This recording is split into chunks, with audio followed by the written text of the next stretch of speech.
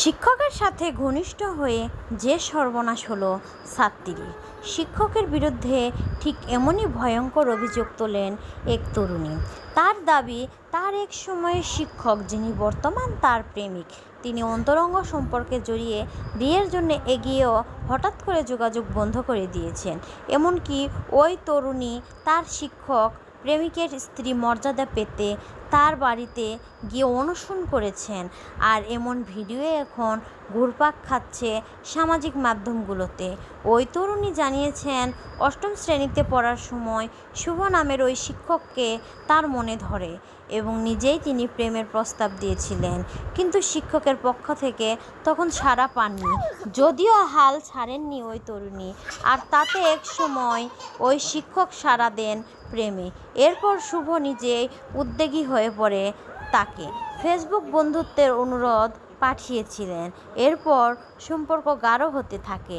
Viral হওয়া ওই ভিডিওতে দেখা গেছে হাতে ব্যান্ডেজ নিয়ে তৈরি করা প্রেমিক শিক্ষকের বিরুদ্ধে একের পর এক বিস্ফোরক অভিযোগ তুলে যাচ্ছেন। তিনি অভিযোগ করে বলেন, তার জন্মদিনে বান্ধবীরা সম্পর্কে বিষয়টি জেনে গেলে তাদের সম্পর্কে দ্রুত চাউর হয়ে তার পরিবারের কানে গেলে বিষয়টি নিয়ে আগাতে বলে। এমনকি তরুণীর মা বোনকে বারবার তাকে বিয়ে করবে এমন মিথ্যে আশ্বাস দিয়ে গেছে। পরিবারের সাথে দেখা করার পর তাদের ঘনিষ্ঠতা আরও বাড়ে, যার ফলে বিভিন্ন সময় হোটেল, কোচিংয়ে, এমনকি বন্ধুদের বাড়িতে নিয়ে গিয়ে অন্তরঙ্গ সময় কাটাতেন তারা।